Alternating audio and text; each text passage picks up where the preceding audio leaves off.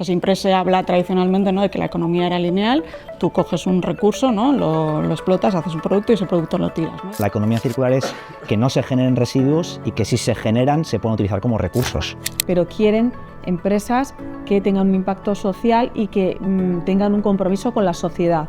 Cuando realmente lo que tenemos que buscar es la sostenibilidad real, es decir, aquella que digamos, oye, pues mira, esto es más real porque reducimos la huella de carbono, la huella ambiental en un X%, o no. Está claro que hay un sobrecoste por el hecho de ser sostenible, pero el reto es el de cómo convertimos ese sobrecoste en una fuente de valor añadido. Hoy en día el bienestar que ha tenido la sociedad en años ha sido gracias al plástico y todavía nos hace falta el plástico. Esto es como una carrera de fondo y un maratón. Después del kilómetro 1 tienes el 2, el 3, el 4 y al final llegarás al 42. Como quieras ir del 1 al 42 es imposible. La economía circular, que la engloba con abastecimiento de recursos para las personas responsables de sostenibilidad, está en segundo lugar, ¿no?, top 2, ¿no?, segundo lugar de temas que en este año 2024 van a ser muy relevantes, y entre los 7 prioritarios de la alta dirección no aparece. ¿Qué consejo le daríais a alguien que no ha empezado y que ahora de repente decide entrar un poco a aplicarlo en su empresa? ¿Por dónde empezar o qué hacer?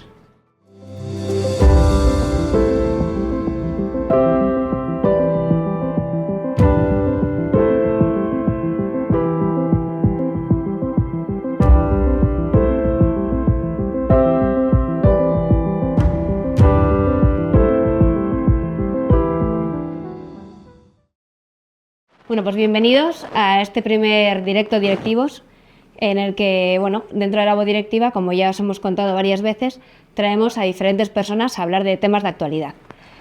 Para este primer capítulo contamos con 4 profesionales que nos van a dar puntos de vista sobre un tema que está en la mesa de todos los directivos a día de hoy, porque es un tema que bien por legislación, bien por implicación y cada vez, por suerte, más por concienciación personal, nos toca tratar. Se trata de la economía circular, es un tema bastante concreto, pero tenemos 4 personas que desde puntos de vista complementarios nos van a intentar resolver y aterrizar este tema para que no sea tan complejo y sea un poquito más cercano. Tenemos a Idoia Zaldegui, gerente de Polimat, el Instituto de Investigación en el campo de los polímeros, que lo aterriza en la industria y además es miembro de WAS, Women Action Sustainability, que luego nos contará un poquito más.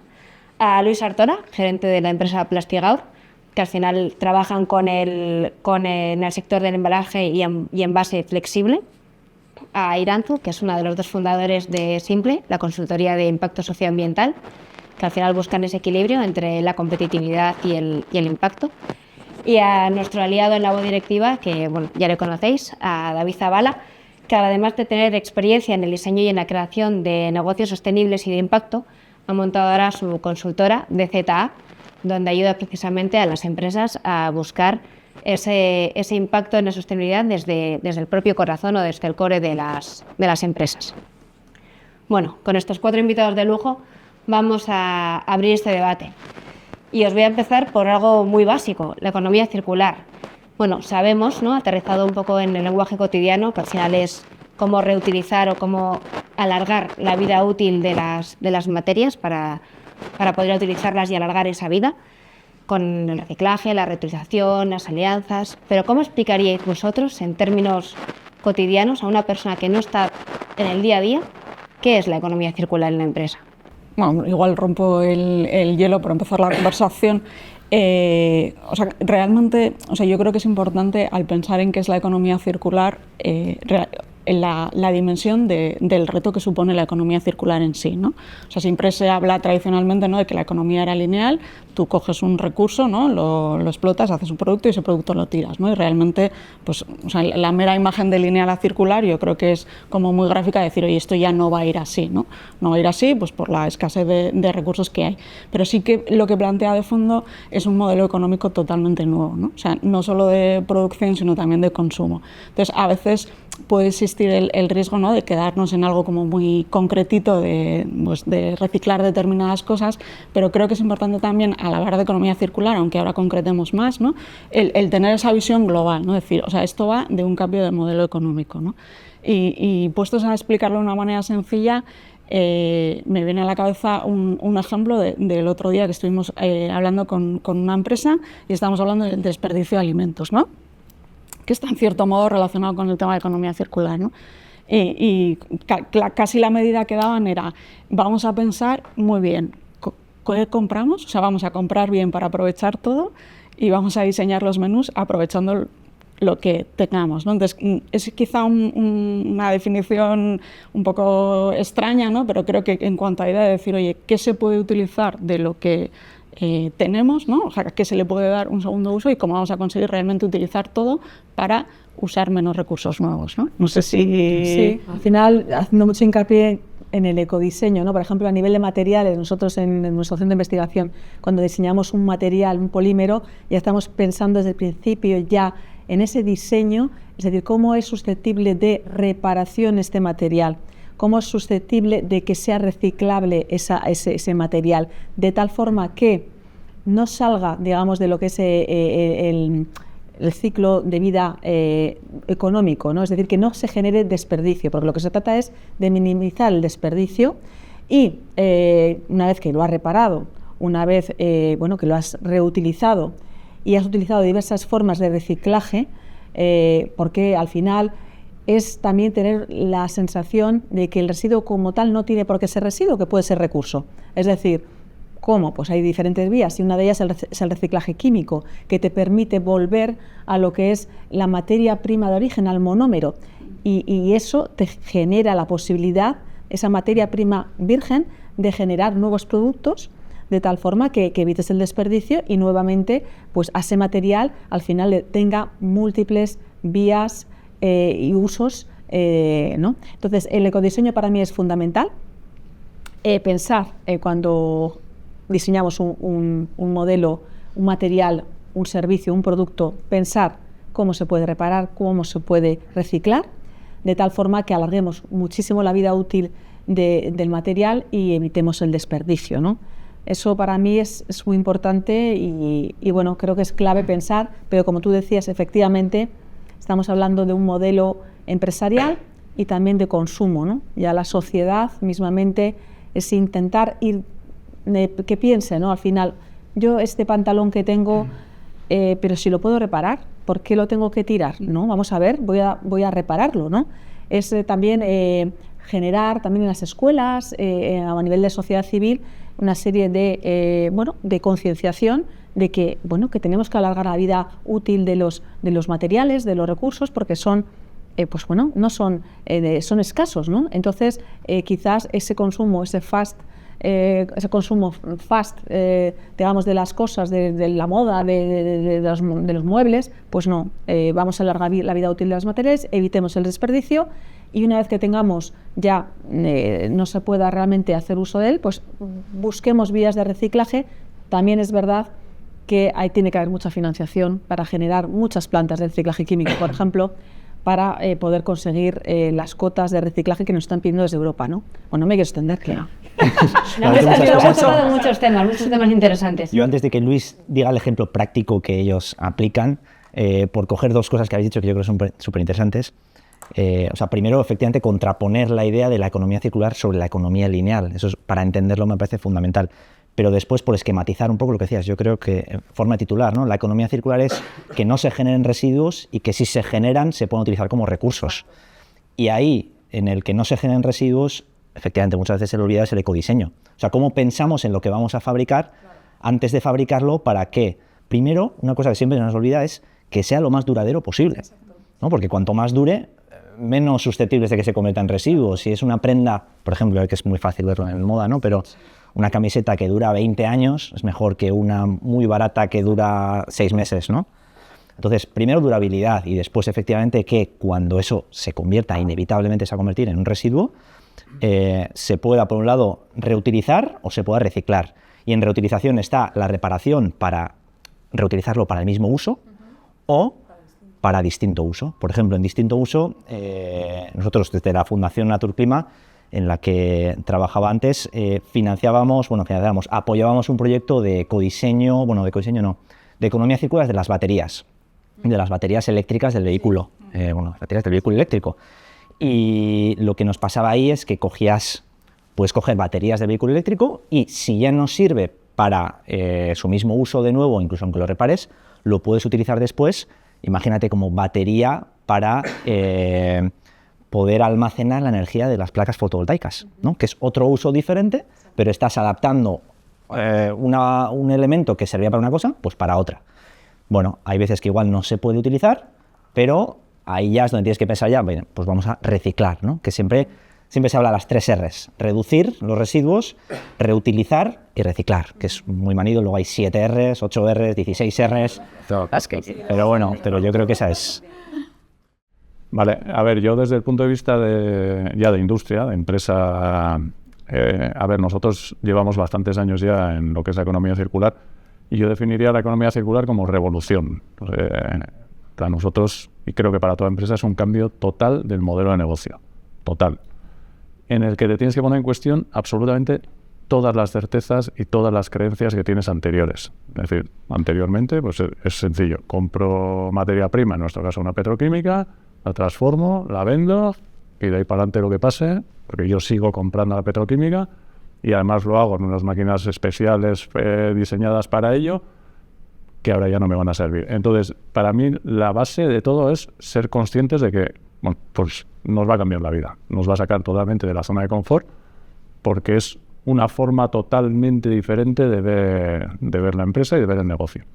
Entonces, es fundamental el ecodiseño, totalmente de acuerdo. O sea, tenemos que cambiar la forma en la que diseñamos, en la que vemos el negocio, y nosotros en nuestro caso el ecodiseño pues lo tenemos en las 2 vías, ¿no? En primer lugar, tenemos el objetivo de reducir la dependencia que podemos tener de recursos fósiles en nuestro caso, es decir, utilizar cuanto más reciclado mejor, lo cual mejora la circularidad, pero con esa visión de circularidad al final es decir, tenemos que facilitar al siguiente eslabón o los siguientes eslabones de la cadena que realmente eso que yo estoy sacando al mercado pues realmente pueda volver a entrar en el círculo.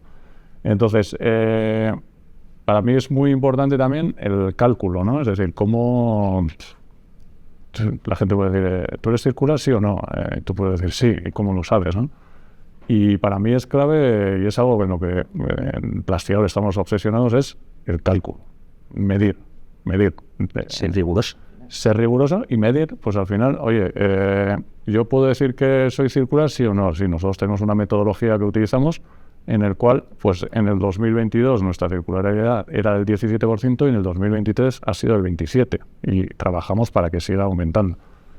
Pero yo creo que en esta sociedad en la que estamos, que tanto hablamos de sostenibilidad y economía circular, para conseguir el rigor y para que las decisiones sean adecuadas, tenemos que tener datos.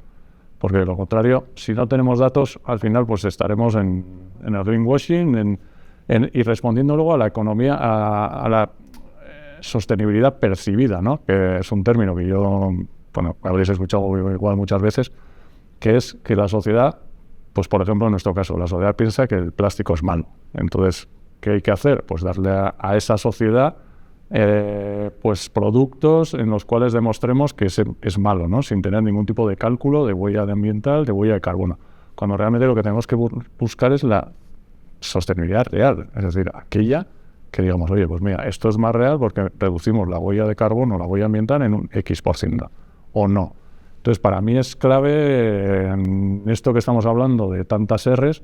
Y luego, en las 3 Rs, que ahora hay 11 Rs, y yo creo que cogen el diccionario, buscan en la R y van buscando a ver qué más puedo añadir, para mí es clave una R añadida, que es la R de reeducar. Es decir, las empresas podemos ser circulares, podemos tener los mejores centros de investigación, podemos tener las mejores consultoras, podemos tener... Pero al final, si no estamos concienciados, si la sociedad no está educada para darle una segunda vida, porque al final hay que darle segunda vida. El residuo, como bien ha dicho Idoia, al final estamos hablando del el residuo es un recurso. Y yo creo que los negocios y las tecnologías del futuro tienen que ir enfocadas a ver qué segunda vida le damos a los residuos, sean residuos plásticos, sean residuos de papel, sean residuos de construcción, sean residuos alimentarios, sean residuos lo que sea. Es decir, hay que darle una segunda vida. Y yo creo que la economía del futuro y la tecnología Y la investigación tiene que ir orientada a Sí, esto. y múltiples vidas, porque el reciclaje químico te ofrece múltiples vidas, o sea, realmente no. Y estoy totalmente de acuerdo con lo que dices tú de la medición, porque me viene el último Circularity Gap, el informe de este año, decía que el índice de circularidad mundial ha descendido, ahora eso sí, todo el mundo habla de ello.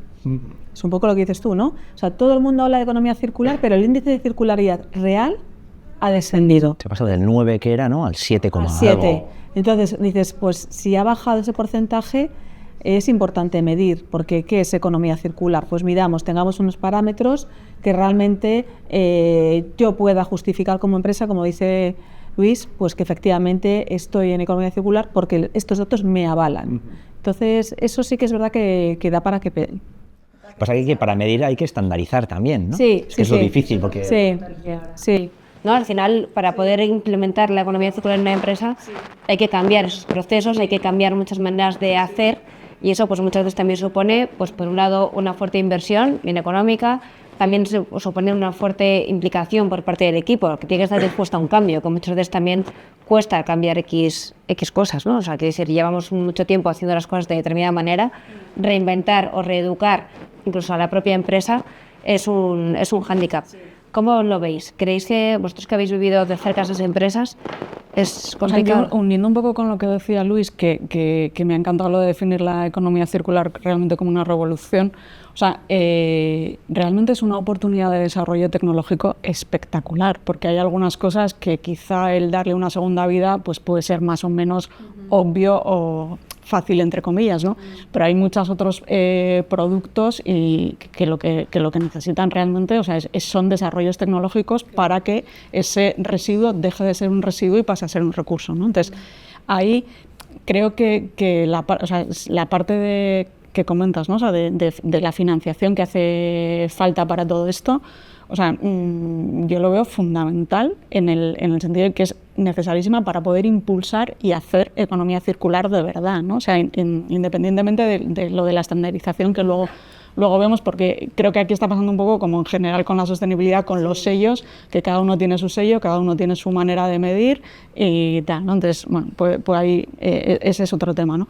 Pero sí que esa parte de impulso, ¿no? Porque la parte económica es que no sé, me sale casi decir que es impepinable, vamos, o sea, o que hay una apuesta clara y decidida, pero por un cambio es una dimensión muy grande, porque creo que el reto que se tiene por delante es un reto súper potente, vamos, por la cantidad de productos e industrias que hay y que se necesita un grado de desarrollo interesante, ¿no?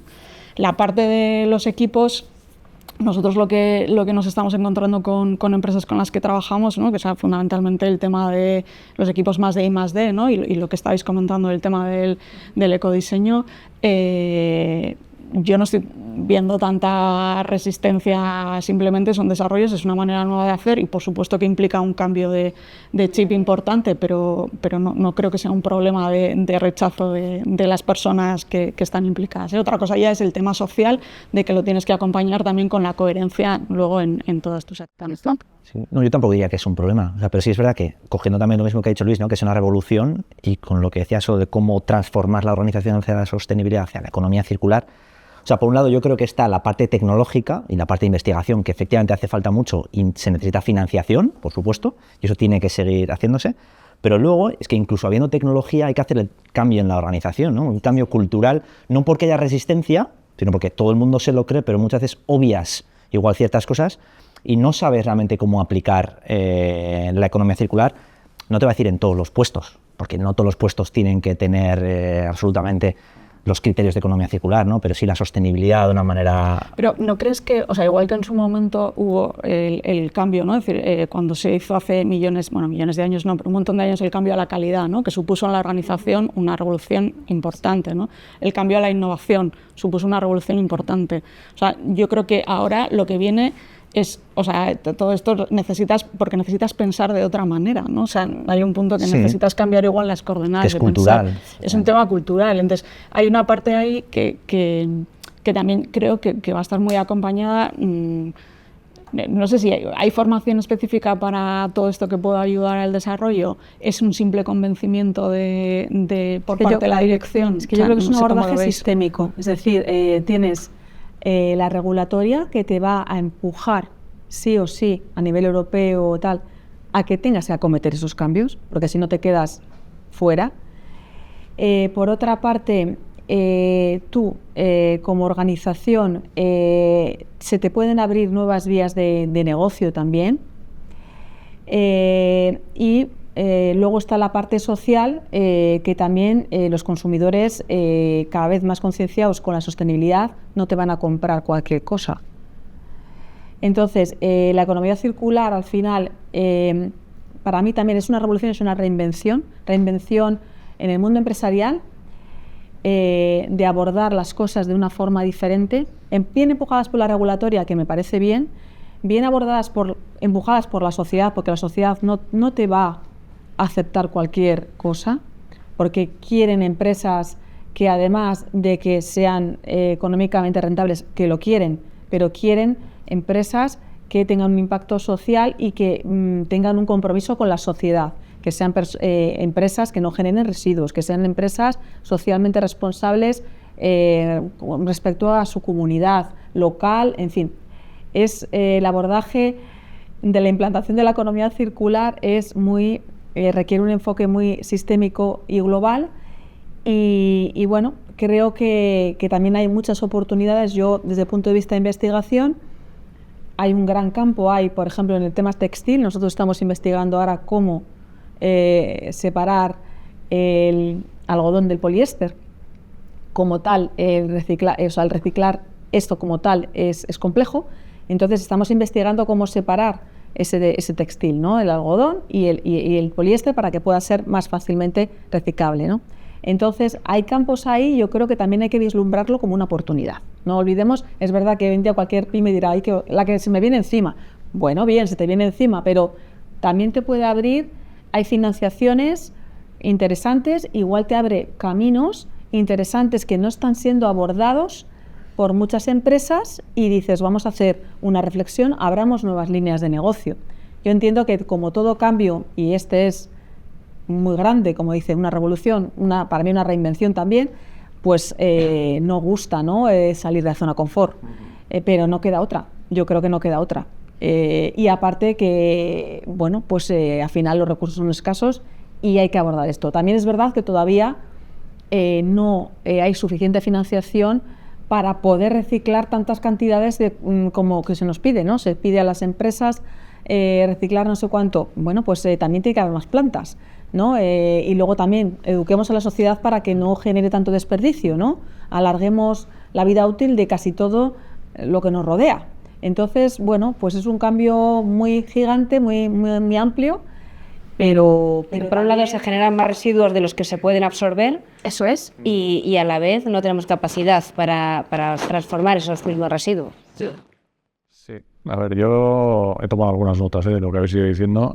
Estoy totalmente de acuerdo en que no queda otra. Este es un camino de no retorno. O sea, la economía circular y sostenibilidad ha venido para quedarse. Entonces, todos nos tenemos que concienciar, cuanto antes mejor, cada uno en su negocio, cada uno en su empresa, en su área, de que esto ha venido para quedarse y nos tenemos que adaptar. Y yo creo que debemos positivizarlo. Es decir, nosotros desde el 2017 tenemos un lema que es, como transformadores de plástico, pues estamos claramente en el ojo del huracán. Y nosotros el lema que nos hemos puesto es convertir una amenaza en una oportunidad. Es decir, tratar de positivizarlo, en lugar de pues empezar a llorar, de joder, se van a meter con nosotros y tal, ¿no? Pues no, todo lo contrario, ¿no? Tratar de decir, oye, ¿qué puedo hacer, ¿no? Para darle un futuro a esta empresa, ¿no? Entonces, para mí es importante, es todo un mensaje, ¿no? Ha venido para quedarse y tenemos que hacer algo y tenemos que mirar al futuro y trabajar en ello. Luego, en lo del liderazgo, para mí, a ver, toda revolución implica, pues al final, es lo que he dicho antes, ¿no? Salir de la zona de confort. A nadie le gusta el cambio y todo el mundo va a ser reacio al cambio. Y en nuestro caso, realmente pues ha sido un cambio enorme, terrible, de utilizar polietileno virgen que viene de petroquímica para hacer materiales 100% vírgenes a hacer materiales con 70% contenido reciclado. significa que el 70% que estás metiendo es un material ya degradado, con lo cual complica todo el proceso productivo. Entonces, tienes que estar acompañando a tu equipo, porque de lo contrario, la primera de cambio se va a salir del barco, porque va a decir, ostras, me están complicando la vida, ¿qué pinto yo aquí, ¿no? Entonces, lo mismo, tienes que acompañar, explicar, motivar, que entiendan por qué lo estás haciendo, ¿no? Y luego sí que me gustaría abrir un melón importante, y es que ser sostenible hoy es caro. Ser sostenible es caro, es decir, como todo lo que empieza es caro. Entonces, encarece materias primas, lo que hablamos del reciclaje químico. Nosotros tenemos opción de conseguir materia prima conveniente de reciclaje químico, pero es extremadamente caro comparado con la normal. El proceso productivo lo encarece, nos genera más merma, es decir, entonces es caro. Entonces, creo que como sociedad, pues tenemos que estar por la labor, o tenemos que ser conscientes de que si queremos seguir por esta vía, en la cual pues, a todo el mundo se le llena la boca de hablar de sostenibilidad y economía circular, pues desgraciadamente durante un tiempo, hasta que las tecnologías se desarrollen y puedan ya hacerse de forma económica, pues va a ser más caro. Entonces, pues nosotros, pues uno de los frenos o hándicaps que nos encontramos es que todo el mundo quiere, sí, quiero que me entregues material con mucho contenido reciclado, que tenga químico, que tenga no sé qué, pero no estoy dispuesta a pagar un sobrecoste. O más en hacer uso. Exacto. Esto es más barato porque es reciclado, no es virgen que viene de petroquímica. Sí, connotación negativa. La connotación negativa incluso, ¿no? Decir, ostras, que esto no es así, ¿no? Entonces sí que creo que como sociedad pues nos tenemos que... Ya sé que es difícil el equilibrio, porque también es cierto que bueno, pues también el poder adquisitivo pues va menguando por el tipo de interés, la inflación, etcétera. Y por otro lado necesitamos la sostenibilidad que es cara. Entonces a ver cómo logramos el equilibrio. O sea, ¿piensas que igual ahí la financiación pública que pudiera haber para este campo podría ir por ahí? O sea, en el sentido de esa, ¿no? Este periodo de transición hasta que realmente la sociedad esté, no sé. Sí, a ver, yo creo que la financiación pública sí puede ser pero siempre que sea un medio, no un fin. Que desgraciadamente pues muchas veces la subvención o la financiación o la ayuda se convierte en el fin en lugar se convierte en el objetivo en lugar de en la ayuda, ¿no? Para mí sí que es importante. También es cierto que, a ver, yo igual es políticamente incorrecto decirlo, pero con todo el tema de legislaciones que está habiendo, etcétera, en base, considero, más ideológica que basada en datos y en rigor, pues tengo mucho miedo de que pueda haber una financiación pública y a ver cómo va orientada o hacia dónde va orientada. Entonces, creo sinceramente que bueno, ahora existen muchas legislaciones que si nos pusiéramos a calcular realmente la huella ambiental, la huella de carbono, la circularidad, etcétera, pues igual las tendríamos que poner en entredicho. Sí. Como por ejemplo puede ser el impuesto al plástico que tenemos en este país.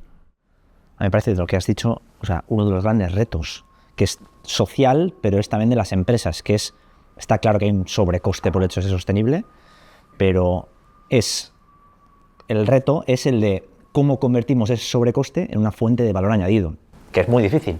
Es muy difícil, sobre todo en una empresa consolidada que ya tiene su manera de hacer las cosas. Igual es más fácil verlo en las startups, en los emprendimientos nuevos que salen, que ya nacen sostenibles y aprovechan ese concepto sostenible como fuente de valor añadido, ¿no? Pero efectivamente yo creo que es un poco lo que hemos venido diciendo de ver la sostenibilidad como oportunidad.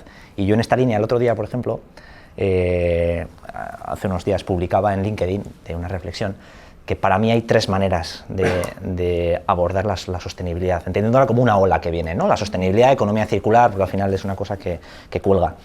Pero hay tres maneras posibles. O sea, es una ola muy grande, es un tsunami que ha venido para quedarse, está claro, y que nos va a pillar a todos. Hay tres posturas. Una postura es la de verlo como una amenaza, como dices, y además ser un poco ingenuos también en el sentido de que no, a mí no me va a pillar o ya esto. Bueno, corres el riesgo de que si no te adaptas rápido, te ahogas, ¿no? Ante esa ola.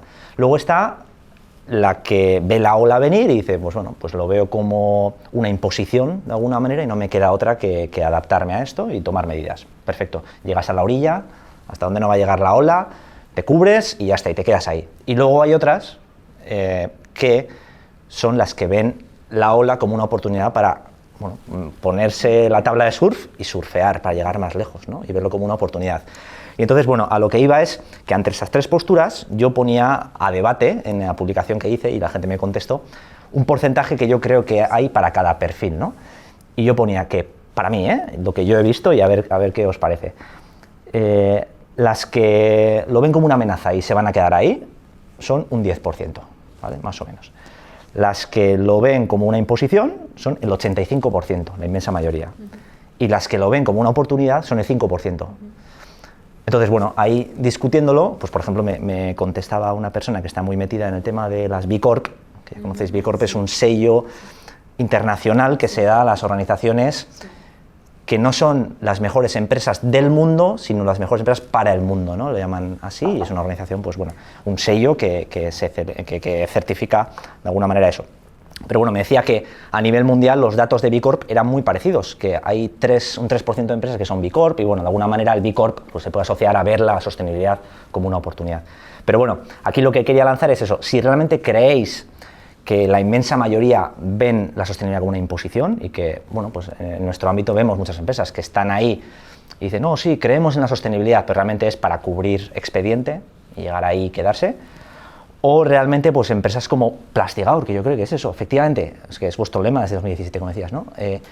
Convertir una amenaza en una oportunidad, porque os ha permitido pues de ser una amenaza todo el tema del plástico, de la demonización del plástico, lo habéis convertido en un reclamo positivo, el decir, pues mira, sacamos pecho de estar haciendo lo que estamos haciendo de la manera en lo que estamos haciendo. Sí, además es que el plástico es un material que en muchas áreas, como por ejemplo la salud, es insustituible hoy en día por muchos otros materiales. Por ejemplo, en el ámbito quirúrgico y médico, a nivel médico no se podría utilizar otro material. Entonces, te quiero decir que muchas veces la gente ha demonizado sin conocimiento, ¿no? Porque luego pues es un material ligero, al final cuando hablamos de durabilidad, que es la economía circular, intentar evitar el residuo, que los productos tengan una vida útil larga, pues el plástico es un material así. El plástico está en cantidad de material, de tecnologías sostenibles como pueden ser las placas solares, energía eólica. Entonces, ojo, hoy en día el bienestar que ha tenido la sociedad en años ha sido gracias al plástico y todavía nos hace falta el plástico. Y todavía hay áreas, como por ejemplo también la alimentación, en el que el embalaje plástico nos protege. Entonces, se habla del plástico, no voy a ser yo solamente la que hable, tú sabes más, aunque nosotros también nos dedicamos a ello, que se habla con mucha alegría y con gran desconocimiento, ¿no? De las propiedades y el bienestar que nos ha ofrecido y todavía nos ofrece. Otra cosa es que nosotros como centro de investigación también exploremos, aparte del reciclaje mecánico y químico, exploremos determinadas investigaciones de bioplásticos, valoricemos la biomasa, intentemos generar, que tenemos proyectos de bioplásticos para embalajes. Bueno, está bien que queramos ir hacia una química verde, que es hacia lo que vamos, pero no demonicemos un material que hoy en día salva vidas y a nivel de alimentación evita el desperdicio de alimentos. Entonces, eso sí que me gustaría un poco también, yo lo vivo muy fuerte y es totalmente y es así. Sí, estoy totalmente de acuerdo. O sea, es un material totalmente necesario y aislante, ligero. Es que hay mil propiedades y, no olvidemos, y luego hay sectores que es insustituible, como puede ser el médico y el de la alimentación. Entonces, ahí yo, viéndolo desde el otro lado, que no estoy tan implicada igual como podéis estar vosotros, yo creo que ahí sí que es importante que ha salido antes el tema de la educación, porque yo creo que ahí lo que hay es un desconocimiento brutal, y en parte por la ideologización que hay de todos estos temas, pero yo creo que ahí sí que el ejercicio de contar las cosas de verdad, no decir que pues tiene un impacto negativo, claro que tiene un impacto negativo, pero esto otro que lo estás usando como sustitutivo también lo tiene, y esto otro también lo tiene. Hagamos el balance porque también tiene un impacto positivo, ¿no? Es decir, no se trata de negar el negativo que existe, sino decir el positivo es superior, claro, ¿no? Entonces yo sí que creo que ahí el tema de la educación es súper relevante. Y uniendo con lo que decías tú, por si sirve el dato de no sé si te sale un Piraeus o no, porque no he hecho más o menos los porcentajes. Nosotros llevamos 13 años en estos temas de sostenibilidad e impacto social. Al principio la gente nos miraba como una vaca al tren, o sea, vamos, estos están pirados, son buena gente, pero están un poco pirados. ¿Qué es lo que hemos notado nosotros de evolución? Los primeros años con todos estos temas de sostenibilidad, que ya se hablaba de economía circular, para que una empresa entrara tenía que haber o una demanda clarísima del mercado, o sea, una exigencia del mercado, o teníamos que encontrar a la persona sensibilizada con estos temas, que nunca sabías quién era esa persona, porque hay empresas que esa persona era responsable de medio ambiente, que la persona era la responsable de personas, en otros casos era gerencia, nunca sabías quién era, tenías que encontrar. Eso de 5 años a esta parte, nada que ver.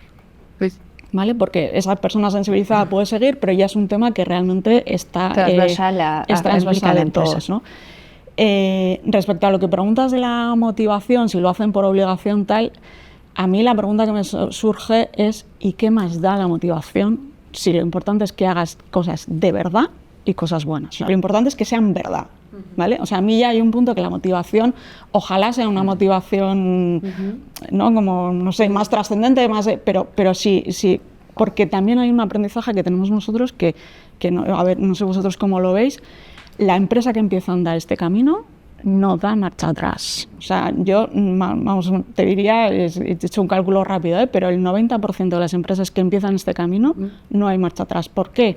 Porque es importante también ahí el que tengan el ver un resultado rápido, entre comillas, ¿no? Para en esa parte también un poco de concienciación. Pero hay un mundo que es la motivación, que la regulación es agobiante y asfixiante, totalmente. Pero ¿qué más nos da? O sea, no sé si lo compartís. ¿Y cuáles dirías tú, Luis, por ejemplo, que pueden ser las claves para que se dé un cambio real en las organizaciones? Las claves realmente es la comunicación, la información, la creencia, la explicación y luego el entendimiento realmente de lo que es, qué es realmente la economía circular, qué es realmente la sostenibilidad. Es decir, toda la organización tiene que entender realmente lo que es. Todos los eslabones de la empresa tienen que estar perfectamente alineados y conscientes de lo que son. Cuando hay algún eslabón que no está bien engranado, pues al final puede saltar, ¿no? Entonces, para mí es muy importante la información, la comunicación y sobre todo el entendimiento. Y vuelvo a decir lo que he dicho antes, el rigor y los datos. Y los datos, porque al final cuando tú tienes datos, nosotros, os he comentado al principio, ¿no? Hemos pasado de una circularidad del 17% del 18% en 2022 al 27% en 2023. Eso al final es un dato de alegría dentro de la organización, de decir, ostras, joder, todo este esfuerzo que estoy haciendo en el cambio, que me está complicando la vida, joder, mira, pues oye, da resultados, ¿no? Entonces, joder, generar esa alegría, ese orgullo, ostras, estoy trabajando en una empresa que está haciendo algo, ¿no? ¿Y sentís que conseguís implicar a todo el equipo, a todo el eslabón de la cadena? Sí, en general sí. Siempre hay, por supuesto, siempre hay gente que es más difícil que otra pero bueno, de lo subirla al importante carro, sí dirías, claro, pero bueno, sí que es remar en la misma dirección, ¿no? Que todo el mundo se sienta parte de un proyecto conjunto, ¿no? Luego, te he dicho, pues tener esas motivaciones de datos que digas, joder, voy por el buen camino. Estoy haciendo bien, el ecodiseño lo estoy haciendo bien. Estoy consiguiendo que el 98% de los materiales que hago sean 100% reciclables. Entonces, ostras, pues eso genera, es decir, pues el año que viene en vez del 27 tiene que ser el 35 y nos ponemos todos a... ¿Y quién es el responsable en la organización de ese indicador, por ejemplo, de ese objetivo? A ver, de ese objetivo hay una persona que es la responsable de sostenibilidad. Nosotros tenemos desde el 2017, que cuando creamos el puesto, pues era algo novedoso, porque en pocas empresas había, ni en nuestro sector en ninguna. Ella es la responsable, pero bueno, al final todos somos parte. O sea, él es simplemente el que hace seguimiento, el que nos guía, ¿no? Un poco. Sí, que al principio era más predicar en el desierto y ahora es una automotivación, ¿no? Motivación, sí, de que, bueno, pues oye, el año que viene más, necesitamos más. Es que yo te preguntaba además porque me parece que hay muchas maneras diferentes de abordar la sostenibilidad en las organizaciones, ¿no? Lo habréis visto también desde Simple mucho. O sea, que hay empresas en las que la responsabilidad de sostenibilidad recae sobre el de calidad, seguridad y medio ambiente, que suele ser lo más habitual. A veces está en recursos humanos, a veces está en marketing, a veces hay un responsable de sostenibilidad. O sea, ¿cuál es para vosotros, para vosotras, la mejor manera de integrarlo en la organización? Esto, por ejemplo, porque vosotros tenéis responsable de sostenibilidad pública. Yo creo que al final, si para ti es algo estratégico y le quieres dar importancia, tienes que generar un área, ¿no? Al final, yo entiendo que puede estar dentro del departamento de calidad, medio ambiente y PRL, que suele ser un todo, que luego hay un responsable de medio ambiente y digas, pues te cae lo de sostenibilidad, ¿no? Pero eso es como quitarle importancia, ¿no? Entonces, yo creo que generar un puesto de, oye, mira, esta persona va a ser la responsable, que además tiene mucho trabajo. No se trata únicamente de hacer los cálculos y tal, hay que ir a foros, hay que informarse, hay que enterarse, hay que conocer la crear legislación. esa figura ya también es un poco una declaración de intenciones por parte de la empresa, ¿no?, de cara a los propios trabajadores. Yo creo que efectivamente, como dice Luis, tiene que haber un responsable de sostenibilidad que de alguna forma coordine la sostenibilidad, pero la sostenibilidad tiene que estar en el plan estratégico de la empresa y tiene que ser algo transversal a toda la organización, y la persona de sostenibilidad tiene que ser miembro del consejo. Para mí, o sea, tiene que ser un tema, debate, o sea, a tratar en todos los consejos. La persona de sostenibilidad tiene que estar en los consejos, y esa persona de sostenibilidad que coordina y pueda tener una posibilidad de decisión o de toma de, digamos, participación o influencia en el consejo, también sea una persona que haga que esa sostenibilidad sea transversal a toda la organización. Yo sí te quería decir también que me parece importante respecto a la ola que has comentado tú, de cómo se ven por las partes de las empresas, ese 5% que lo ven como una oportunidad, que es efectivamente una oportunidad, porque me acordaba, ¿no?, la ventaja del pionero, ¿no?, que es un poco el caso de Luis y Plastigau, ¿no? El ser, qué importante es también, ¿no?, pues que muchas empresas igual hacerles ver eso, ¿no? O sea, si tú eres pionero en algo, te da una ventaja competitiva, que aunque ahora lo estés pasando mal, como les pasa a ellos, que están mucha inversión en maquinaria, mucho más caro todo el proceso, pero eso a la larga, aunque tú ahora a corto plazo, míralo a largo plazo, no es fácil aguantar a nivel económico, pero esa ventaja competitiva creo que el ser pionero es lo que te puede dar. Y en todo ese proceso de ser pionero, de intentar implantarlo, de que haya una persona, mucha ilusión. Mucha ilusión y mucha, aunque sea difícil, ¿no? Pongamos de ilusión, pongamos de alegría, actitud. Sí, confianza de que va a salir bien. Esta apuesta va a salir bien, porque ¿no? Si no tienes esa confianza... Lo tienes que hacer, pues hazlo con un poco de alegría, ¿no? Porque seguramente, lo que te hablaba antes contigo, como conservaba, para mí, hablaba con él, a mí la alegría, para mí, creo que lleva a la acción. Y si tu acción va a hacer que tú hagas cosas y que al final tengas un impacto, ¿no? Y trasladar todo eso a la organización, mucha comunicación, y que vean más allá, lo que comentábamos también antes, que muchas generaciones nuevas quieren ver que su trabajo no solamente es para que una empresa genere beneficios, sino que además estás generando pues unos resultados y un impacto social importante, ¿no? Entonces, toda esa comunicación constante y generar que las personas de la organización participen igual en reuniones de estrategia, pues es involucrar, que sientan partícipes del proyecto, ¿no? Todo eso que igual queda muy bien, pero se puede hacer, ¿no? Al final, que las personas que integran la organización participen. Yo creo que ese es el modelo que viene, porque el modelo de empresa es un modelo que tiene que venir que sea participativo, que las personas no vayan solamente a hacer su trabajo y punto, ¿no? Que tengan foros en los que puedan dar su opinión y sientan parte. Entonces, si tú tienes las personas totalmente, que se sienten escuchadas, están más contentas, van a trabajar mucho más contentos, vas a tener tú como organización mejores ideas y la sostenibilidad, bueno, va a ser más sencilla y la economía circular de llevarla a la práctica si todo el mundo está involucrado.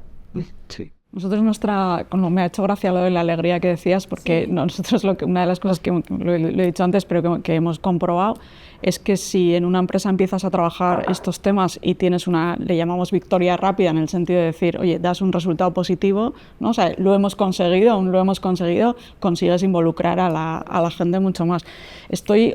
Me ha hecho gracia lo que habéis estado comentando, porque estoy totalmente de acuerdo en que hace falta también tener muy claro esa parte de entendimiento, ¿no? De realismo, o sea, ¿por qué estamos haciendo esto? ¿No? O sea, que todo el mundo sepa y tenga clarísimo por qué estamos haciendo esto y qué beneficios esperamos obtener, ¿no? Que para eso las métricas me parecen fundamentales, ¿no? Pero hay una cosa que me ha hecho gracia, ¿no? Hace relativamente poco ha salido el informe de los directores de sostenibilidad, de la Asociación de Directivos de Sostenibilidad, que dice en qué temas preocupan a las empresas, ¿no? Y ahí hace la pregunta por un lado, a personas responsables de sostenibilidad en empresas y, por otro lado, ha sacado la información de las memorias de sostenibilidad, de lo que dicen los CEOs, ¿no? A alta dirección, que les preocupa, ¿no? Entonces, ahí, justo en el tema que estamos tratando, hay una discordancia, ¿no? Porque la economía circular, que la engloba con abastecimiento de recursos para las personas responsables de sostenibilidad, está en segundo lugar, ¿no? Top 2, ¿no? Segundo lugar de temas que en este año 2024 van a ser muy relevantes, y entre los 7 prioritarios de la alta dirección no aparece. ¿Vale? Entonces, sí, allí, ¿no? Sí que dices, pues mitigación del cambio climático, pues si no recuerdo mal, aparecen los dos, ¿no? Pero este tema igual en concreto, entonces, a mí me surge la duda o la pregunta, ¿no? Es decir, ¿cómo lo llevas a una organización? Pensando también un poco en hasta qué punto igual es tan específico o no se consigue ver como algo estratégico, o... Digo, en vuestro caso está claro porque es de producto esto, y quizá pensando en otros sectores. Sí, por eso pregunto ahí un poco las claves, ¿no? Que por un lado estoy de acuerdo contigo en que si no viene desde la alta dirección y hay una integración total en la empresa, ¿no? El comunicar, el compartir, el hacer que todos vayan en la misma dirección, es algo que se hace muchas veces pues, por burocracia, por normativa, por cumplir, pero no hay un cambio real, no hay una implicación, es más el 85% que sigue. Pero bueno, si consigues empapar un poco y que vean el impacto positivo que genera, yo creo que ahí sí que hay un cambio real en las organizaciones. O sea, mi duda es más quizá por qué unos lo ven tan claro y tan específico y otros no lo ven tan claro y tan específico, ¿no? Digo que igual no tiene respuesta y bueno, la respuesta me parece que es difícil, o sea, yo no tengo una respuesta, por eso hay un punto, porque a mí me ha chocado mucho verlo, ¿no? También o sea, cuando habéis dicho antes el tema, ¿no? de que todos estos temas son transversales, yo creo que eso es fundamental y a la vez para mí es de las cosas más difíciles que nos estamos encontrando al desplegar esto en la empresa, y es que la parte medioambiental tiene un peso brutal en muchas empresas y en otras el peso brutal lo tiene la parte social, ¿no? Entonces dices, ¿qué perfil va? Pues dependerá, ¿no? O sea, pero dado que estamos, o sea, con esa parte un poco también de igual ese es el tema por el que los CEOs, ¿no? O sea, esa transversalidad es realmente posible. Bueno, ya se me está yendo aquí un montón la olla, pero... que desde la parte del responsable medioambiental está viendo lo que sería una utopía, pero bueno, sí un deseo que le gustaría centrar igual más recursos, y la parte directiva también ve, por lo que decía antes Luis, ¿no? Todo el coste que supone de cambiar procesos de inversión de una cuenta de resultados que también se ve afectada, ¿no? Entonces, bueno, uno lo ve desde su microparcela y el otro dice, ya, pero esto luego nos tiene que dar de comer a todos, ¿no? Yo creo que el directivo al final es rehén del EBITDA, ¿no? Que al final tiene una empresa privada. Tú al final de año tienes que dar un resultado, ¿no? O sea, digamos que tus accionistas te exigen un resultado, ¿no? Entonces, claro, al final es complicado equilibrar ambos, ¿no? Conjugar, es decir, sí, el camino es este, pero a corto plazo, sí, al final a 31 del 12... ¿no? Explotar y explorar, ¿no? Lo que se suele decir, pero eso, tienes que explotar, y al final el directivo está más centrado en explotar el día a día, pero al final lo que se suele decir, ¿no? De poner la agenda, poner el futuro en la agenda del presente. No, a ver cómo lo hacemos. De todas formas, en lo que has dicho de concienciación para que te sigan, yo os voy a poner el ejemplo de lo que hicimos nosotros, ¿eh? Nosotros en 2016 nos vencía el plan estratégico 2012-2016 y en 2016 empezamos la reflexión estratégica. Y en aquel momento, realmente contra nuestro producto no había nada. Éramos transformadores de plástico, embalaje flexible, packaging, tranquilos. Y había una guerra contra la bolsa de supermercado, contra la bolsa de camisetas. ¿Os acordáis que había una campaña muy famosa de bolsa caca y tal? Y nosotros empezamos a reflexionar y decíamos, joder, una vez que maten la bolsa, lo siguiente más visible en el mercado es el packaging. Entonces van a venir, corremos el riesgo de que vengan contra nosotros. Entonces dijimos, oye, vamos a ponernos a trabajar, y en el plan estratégico pusimos como eje principal número 1 la sostenibilidad, llegar a ser un referente en el sector, en nuestro sector, para 2020. Y nos pusimos a ello. Y yo la primera vez que transmití el plan estratégico a la organización, me miraban todos con cara de póker.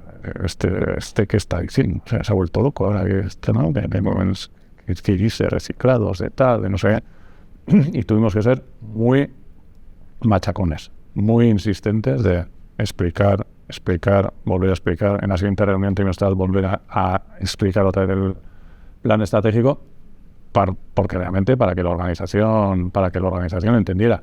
Pero yo estoy de acuerdo que tiene que estar dentro del plan estratégico, y al final el plan estratégico está aprobado por el Consejo, con lo cual tienes la validación, ¿no? El tema es que partimos a veces de muchas empresas que ni tienen plan estratégico. También es verdad. Entonces al final no lo tratas desde la estrategia, la sostenibilidad, y vas por inercia, y la inercia te lleva a esa muchas veces imposición de la regulación de turno, ¿no? Se suele decir que los drivers de la sostenibilidad son el anticiparte o adaptarte a la normativa, las exigencias de tus clientes, tu cliente te pide esto, pues te adaptas.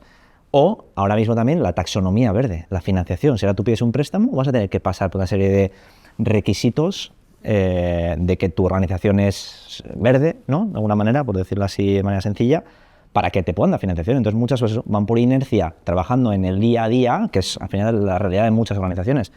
Y claro, y yo estoy de acuerdo en la parte esa de la alegría, es súper importante.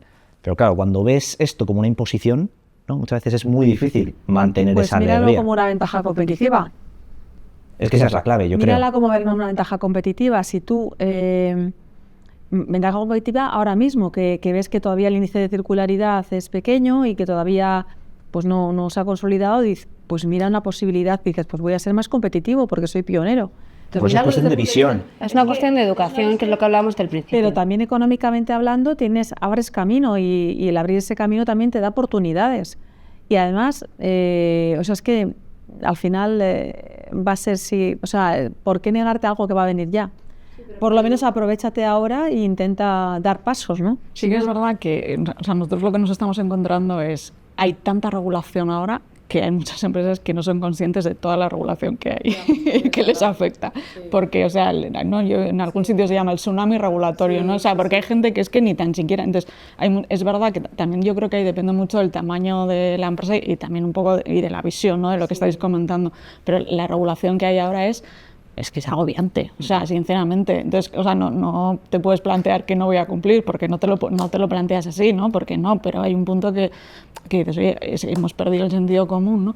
Y lo que estamos viendo nosotros también es que mucha gente está totalmente motivada en todos estos, empezando en estos temas por exigencias realmente de cliente, o sea, ¿no? Que pues dime el tanto por ciento de materia prima reciclada de tus productos, ¿vale? Es que tengo 7.000 productos, o sea,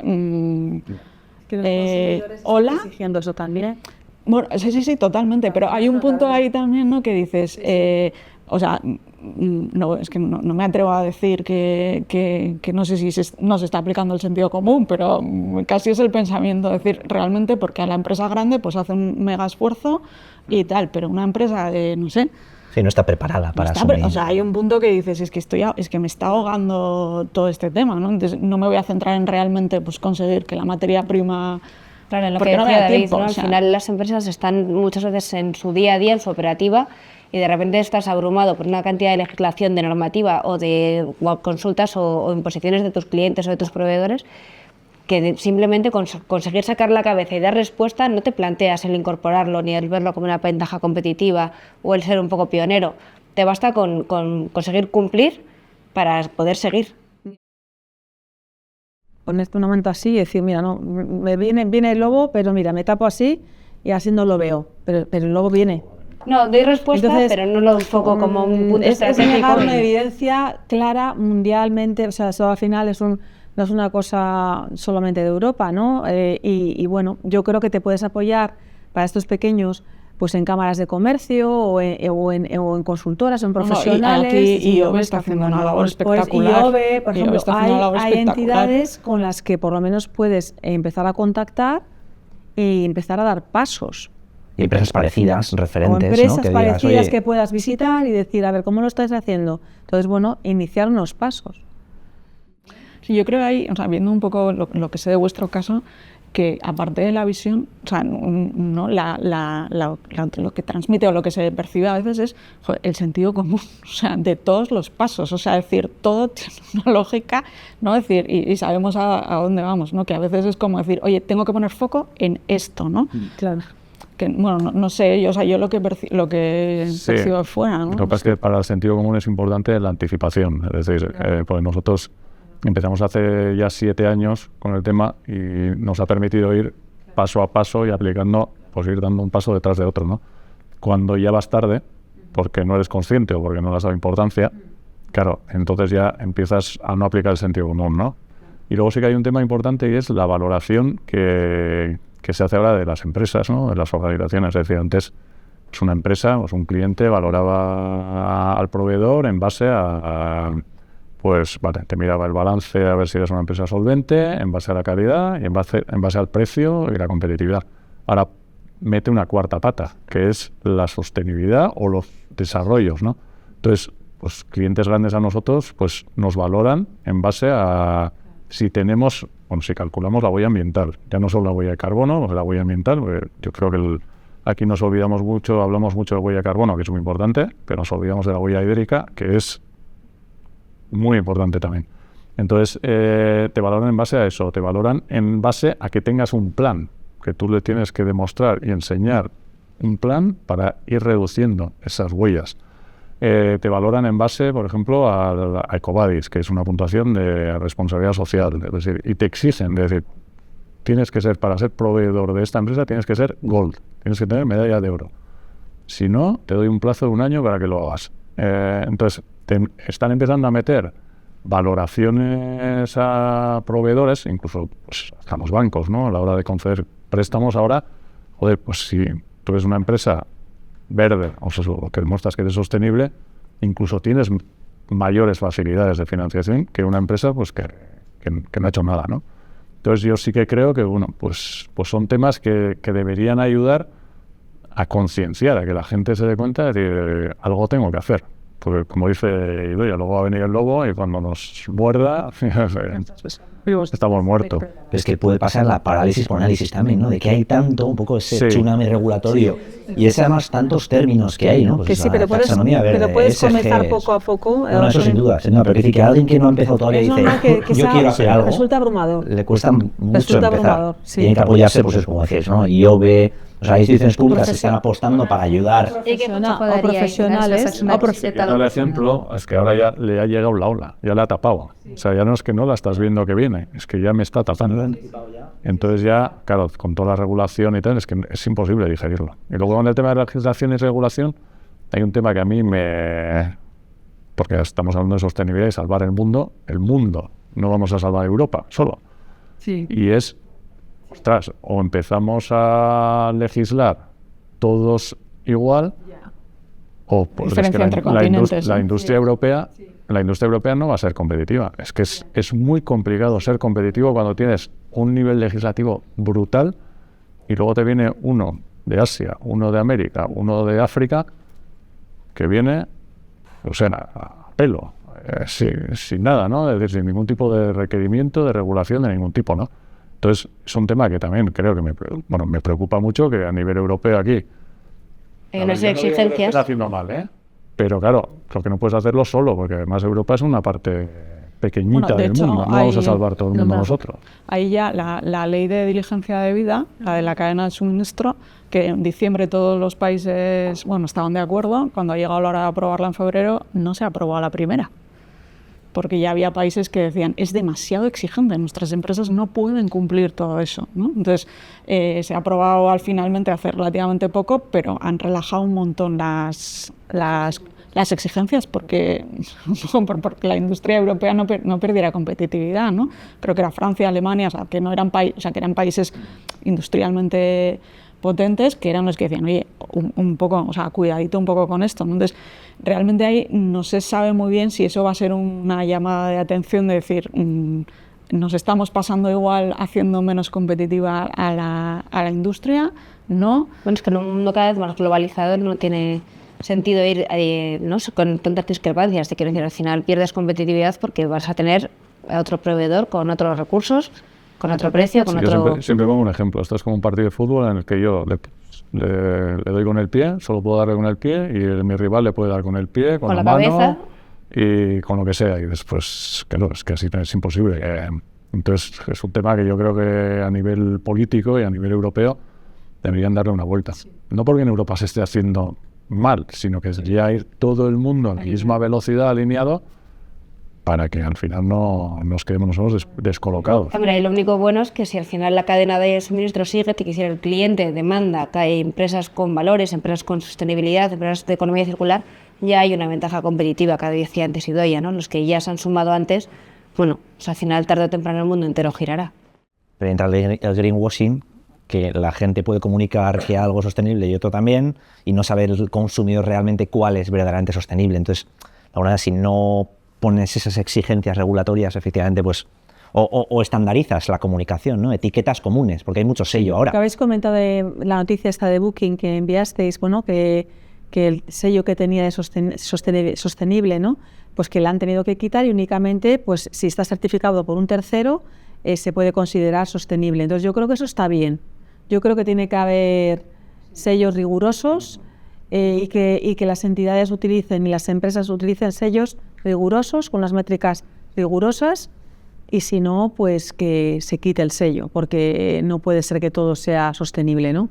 Tiene que haber un soporte ahí, tiene que haber una auditoría, tiene que haber, bueno, pues una certificación. Sí, volvemos un poco a lo que decía Luis al principio, ¿no? Datos concretos, tangibles. Pero eso tiene, fíjate, el año pasado yo creo salió un informe de las empresas del IBEX 35, ¿no? De sus informes no financieros, ¿no? Sí. Y creo que si no recuerdo mal, una de las conclusiones era que no había prácticamente ningún indicador que no se midiera al menos de dos maneras distintas, ¿no? O sea, incluso habiendo definido el indicador, el método de cálculo, que es lo que ahora con la ley, o sea, los estándares europeos de reporte en sostenibilidad se está intentando evitar. ¿Por qué? Porque un mismo indicador, como la manera de cálculo es distinta, pues el resultado es distinto también. Claro, entonces, o sea, el desafío es enorme porque sí. Porque cada empresa coge el indicador que más le conviene. Claro, de alguna manera, manera que más le pero conviene. luego es esa parte, ¿no? Decir, bueno, ¿cómo establecemos unos mínimos para que todos, ¿no? O sea, aunque luego haya cosas que puedan ser interpretables, que realmente a mí como consumidor o como empresa que me sirva para realmente tener el dato, ¿no? Sí. Ahí cuando la ley del greenwashing, que yo creo que no sé cuándo se hace efectiva, la directiva europea que la aprobaron hace relativamente poco, creo que empieza a partir del 26 y restringe un montón. Ahí ya hubo un informe previo de Europa que, si no recuerdo mal, era como más o menos, sí, 4 de cada 10 informes de sostenibilidad contienen información de dudosa procedencia. Pues sí, la verdad es que sí, todavía hay mucho campo ahí por aclarar. Y confunde al consumidor, ¿no? Claro. Hay un ejemplo que yo alguna vez he escuchado a Luis, ¿no? Sí. O alguna vez has publicado en redes sociales o algo, pero es el típico de la bolsa de plástico y la bolsa de tela, sí. ¿no? La huella ambiental que tiene cada uno. Claro, conceptualmente el consumidor medio va a pensar que una bolsa de tela es mejor que la de plástico, ¿vale? Pero para que la huella sea igual, tienes que reutilizar la bolsa de tela, no sé cuánto era, 140 y pico veces, creo. Entonces, claro, si vas a reutilizar la bolsa de tela 145 veces, coge la de tela. Pero, ¿qué persona utiliza la bolsa de tela 145 veces? Pues igual es mejor. O sea, muchas veces es el uso que hacemos de los materiales más que el propio material, ¿no? Y eso es lo que hay que... El consumidor tiene que elegir, pero con información. Oye, que sepas esto, no que por el hecho de que sea de tela, algo orgánico, pues va a ser mejor necesariamente, ¿no? Y a partir de ahí el consumidor tiene información y decide. Totalmente de acuerdo. Creo que tenemos que formarlos. Es como en los supermercados que te dicen de plástico, bolsa de plástico o de papel. La gran mayoría pide papel sin una base científica, porque tiene la percepción que le han machacado por las redes sociales y por los diferentes medios de que es mejor. Entonces pide papel. ¿Qué es eso? sin ningún tipo de rigor, sin ningún tipo de... Cuesta mucho más reutilizar la de papel, porque además la de plástico la utilizabas para la compra y luego en casa de basura, ¿no? Reutilizabas la de papel. Hay técnicas de doblaje, técnicas de doblaje. También, sí, en casa tiene muchas de esas. Si llueve se te rompe, o si te caen las cosas en el suelo. La de papel se te deshace, o sea, cosa que los usos, el número de usos, pues muy limitado. Pero por eso, que hay que calcular. Y si es mejor y tiene una huella mejor, pues tendrá que potenciarse la de papel en lugar de la de plástico. Pero y que elija libremente el consumidor. Oye, yo prefiero Pero ¿y esta. cómo conseguimos educar, ¿no? O reeducar e informar tanto al consumidor y a la gente de la calle? Hay mucha desinformación y otra vez, ¿no? ¿A quién corresponde? Una vez más a las empresas que ya tienen tanto que hacer, ya están en su día a día, también van a ser educadoras. Muchas veces ahí está un poco también la complicación, ¿no? La complejidad. Sí, al final tendremos que llegar a un marcador en el que se diga, ¿no? Igual que te ponen las kilocalorías de un alimento, pues la huella del envase o de lo que sea, del material que sea. Sí. Sí, habría que estandarizar para que el consumidor efectivamente sepa, con un semáforo. Sí. O sea, Y un poco lo que hablabas, ¿no? De que ahora el que se pone en las pilas o el que empieza ahora en materia de sostenibilidad o de economía circular y ya tiene el tsunami encima, porque ya evidentemente hay demasiada legislación ahí de estar abrumados, ¿qué consejo le darías a alguien que no ha empezado y que ahora de repente decide entrar un poco a aplicarlo en su empresa? ¿Por dónde empezar o qué hacer? Yo lo primero que creo que tiene que informarse muy bien. O sea, nosotros cuando empezamos en 2017 lo primero que hicimos fue colaborar con IOBE.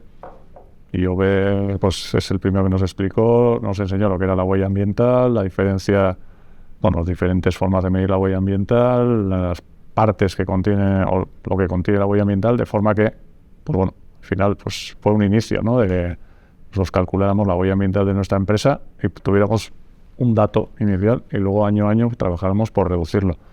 Pero buscar asesoramiento, pues, en organizaciones de este tipo, en consultoras, por supuesto, en asociaciones y luego, oye, pues, con otras empresas, ¿no? Que pueden servir de ejemplo, ¿no?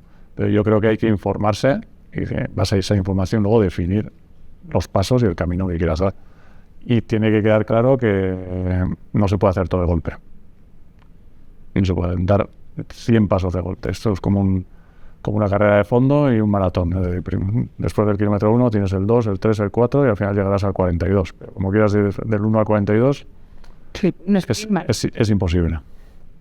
Yo diría también primero medir lo que haces, porque probablemente hay muchas empresas, probablemente no, sé y yo he visto muchas que piensan que no hacen nada y que empiezas a ver esto, lo otro. Una manera muy fácil es los ODS, ¿no? Que vosotros trabajáis mucho con ellos, que se hacían un idioma común que empieza a decir, oye, ¿yo qué estoy contribuyendo aquí? Pues mira, igual hambre cero, nada, ¿no? Pero en consumo y producción responsable, pues no soy perfecto, pero estoy haciendo cosas, ¿no? Entonces, al final, primero medir dónde estás, analizar qué están haciendo otros, juntarte también, pues eso, con aliados que te puedan ayudar, con otras empresas parecidas, con consultorías, por supuesto, que te van a hacer el camino mucho más sencillo. Y luego yo creo que también lo que habrá que hacer es un poco lo que hiciste desde Plastigao, que es difícil porque requiere de una convicción y un orden en lo que es la organización, pero meterlo en una estrategia. O sea, no decir, voy a hacerlo, hombre, sí, a ver, hay que primero salir cuanto antes, ¿no? de esta ola y tenemos que hacerlo lo antes posible. Pero a la vez, paralelamente, vete diciendo, vale, ahora me ha pillado, pero que no me vuelva a pillar.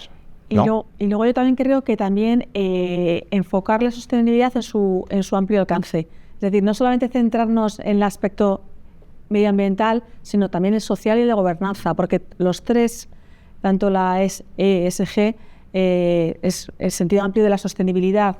¿Y por qué? Pues porque habrá, como pues igual en la parte medioambiental tienes mucho por hacer, pero igual en la parte social tienes mucho hecho. O la parte de gobernanza, ¿no? Entonces, eso también te anima a decir, oye, pues efectivamente lo que tú decías, pues tengo muchas cosas ya adelantadas que yo pensaba que no.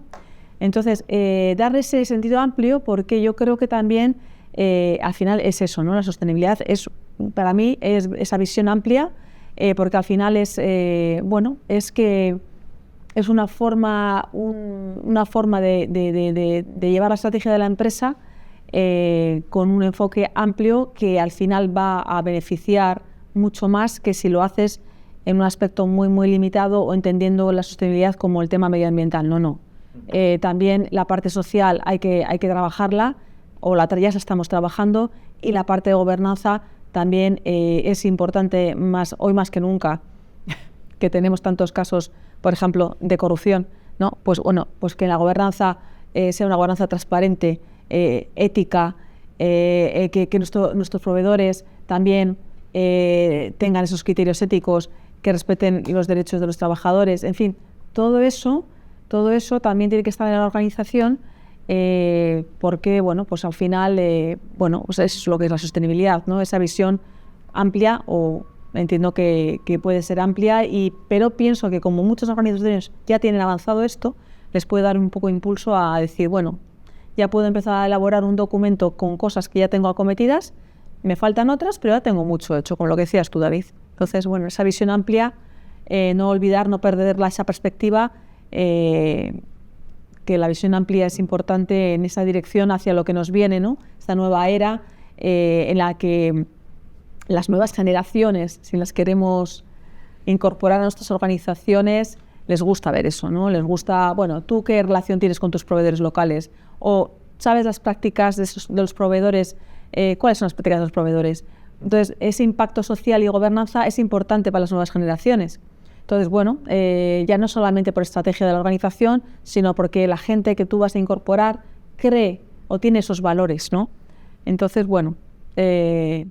Sí, no solo las nuevas generaciones, que también, pero una vez mides, ¿no? Y de alguna manera, pues lo que decías, cuenta lo que ya estás haciendo, sí. Si estás haciéndolo bien, comprométete a hacerlo más todavía, ¿no? Pero comunica a tus clientes, que es como lo que siempre a nivel reputacional, porque bueno, eso no significa solamente, no es greenwashing, o sea, al final es simplemente decir, oye, es que yo soy todo eso, yo soy todo eso, desde la autenticidad, y eso te da una reputación que no es simplemente sacar a la luz lo que haces, y muchas empresas pues esperan que no lo saquen a la luz, ¿no? Entonces sácalo, porque eso es reputación y eso es marca, y marca también impacta en conseguir resultados económicos. Y también sirve de inspiración para otros. Sí, me ha hecho, hace relativamente poco leí que el greenwashing está generando el efecto contrario en algunas organizaciones, que es que les da miedo comunicar lo que hacen. Claro. O sea, entonces que hay un punto que dices, es que me da miedo por a ver si van a pensar que es mentira cuando en realidad es verdad, ¿no? Entonces, yo igual a lo que habéis comentado, ¿no? de informarse y de saber muy bien qué estás haciendo, o sea, lo de poner foco lo veo fundamental, y creo que hay otra cosa que puede ayudar a una empresa que igual no está muy avanzada en estos temas, que es bajar los temas a su lenguaje, en el sentido de decir que en producción, ¿en qué se traduce todo este tema de la sostenibilidad y la economía circular? En compras, ¿en qué se traduce? Porque cuando lo bajas a su día a día, la gente es cuando tiene una visión, dice, vale, o sea, sí, va conmigo, ¿vale? O sea, sí, va conmigo, o hablo de personas, igual social, pues hablo de personas, o hablo de compras, compras, ¿qué implica todo esto? Entonces, el traducirlo a su, bueno, no es traducción, en el fondo es dar el pasito de a los, eso es, o sea, como una manera de decir, oye, que esto va conmigo, ¿no? Sí, que se sientan implicados, ¿no? Que también, y que lo ves más fácil, porque si yo de compras controlo, ¿no? Porque soy controlo entre comillas, ¿no? Porque es mi campo, vale, pues igual, ¿qué tengo que hacer? ¿Buscar proveedores distintos? Vale, pero entonces bajar mucho al terreno.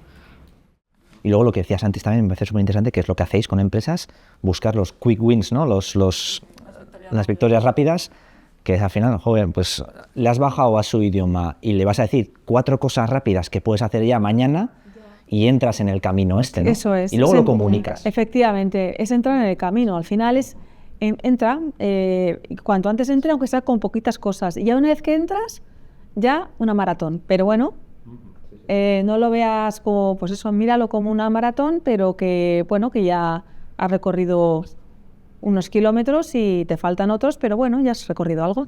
A mí, mira, me pasaba, perdona, Irazu, pero una cosa interesante con respecto a lo que decíais, me pasa a nosotros en Naturclima, en la Fundación de Cambio Climático en la que trabajaba antes, teníamos un fondo de carbono que era para que las empresas voluntariamente compensaran su huella de carbono en el territorio, ¿vale? Las que estaban calculando su huella, pues ya sabéis que hay calcular, reducir y compensar, ¿no? Pues las que ya tenían huella que no habían podido reducir, podían compensar en el territorio. Y bueno, entre otros muchos beneficios que teníamos, había uno que era el de hacer un acto de reconocimiento a las empresas, por un poco para su reputación, para que tengan un pequeño sello distintivo de que habían compensado la huella. Y pensábamos que ese era uno de los grandes reclamos en el sentido de la reputación, contarlo sobre todo pues, a sus clientes y bueno, sobre todo a sus grupos de interés, pero más externos del mercado.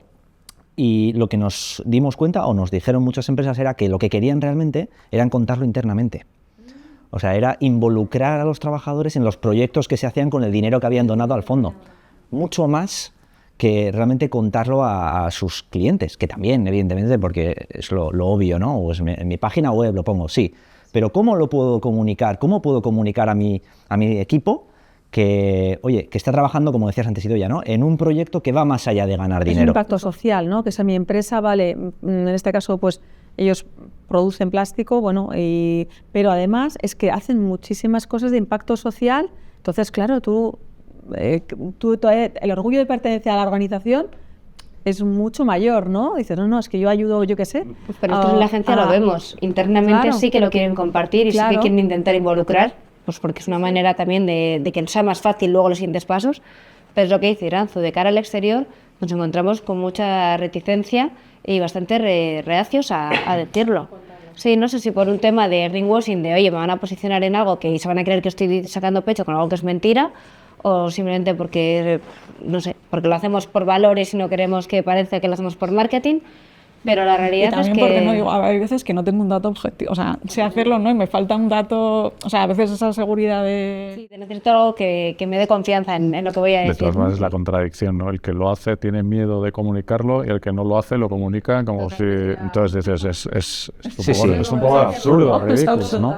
Eso es una pasada, lo que pasa, por ejemplo, con una empresa que es referente aquí, es muy conocida en Euskadi y a nivel mundial es muy buena en sostenibilidad, pero les cuesta comunicar, yo creo, y es Ternua, sí, ¿no? Que es un poco el Patagonia vasco, que se le llama, y es que realmente es una pasada todo lo que hace. Cada vez que conoces sus proyectos y demás, es una pasada todo lo que hacen en sostenibilidad, y dices, pero esto, ¿por qué no lo contáis? Pues son un poco muy guipuzcoanos en ese sentido, y igual internamente sí que lo comentan, pero para afuera muchas veces no se conoce, y a veces pasa eso, efectivamente, la paradoja de que... Y es pena, porque hablando de los ODS, esa comunicación te puede llevar a alianzas, porque claro, otras empresas internacionales que estuvieran viendo lo que están haciendo, dicen, uy, pues aquí tengo un aliado estupendo con el que de repente desarrollar una línea de negocio tal. Entonces, es que la comunicación de lo que se hace, si es auténtica, te abre negocio. Entonces, y bueno, sí es pena lo que dices tú, pero te abre oportunidades, total. Bueno, chicos, yo por ir terminando os voy a pedir que nos hagáis un breve titular de, bueno, pues un poco de lo que es economía circular y de todo lo que hemos hablado.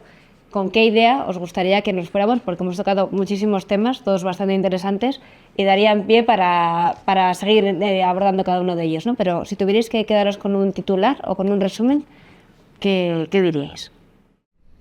Pues yo creo que la economía circular hay que vivirla con ilusión, como una oportunidad de reinvención de un modelo empresarial y que genere impacto social. Yo me quedaría con esos términos, quizás. Vale, yo diría también, es muy parecido, pero veo la economía circular y la sostenibilidad como una oportunidad para generar ventajas competitivas, ya sea en términos de eficiencia, diferenciación, oportunidades de innovación, y además de generar ventajas competitivas, generar un impacto que vaya más allá del propio beneficio económico. Yo, como soy muy malo dando titulares y tratando yo voy a utilizar el término este que tenemos en Plastiaor desde el 2017, que es convertir una amenaza en una oportunidad. Sí. Es chungo la pregunta, ¿eh? Una pregunta, sí, joder, ¿cómo resumes todo? O sea, yo casi diría apuesta necesaria y de verdad.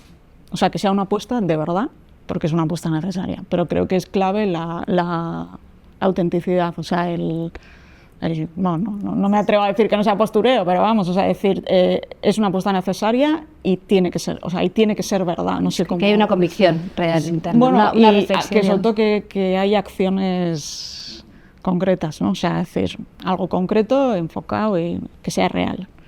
Bueno, oye, pues mil gracias a los 4 por participar en esta revolución de la R y que compartamos muchas más. Hasta la próxima. Muy bien. Gracias. Gracias.